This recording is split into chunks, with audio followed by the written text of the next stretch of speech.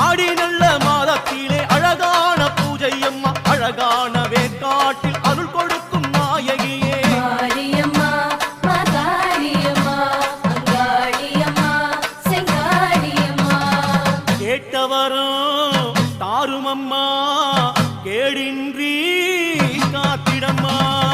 வீட்டிற்கு துணையாயின்று நாட்டையும் காத்திட வேண்டுமம்மா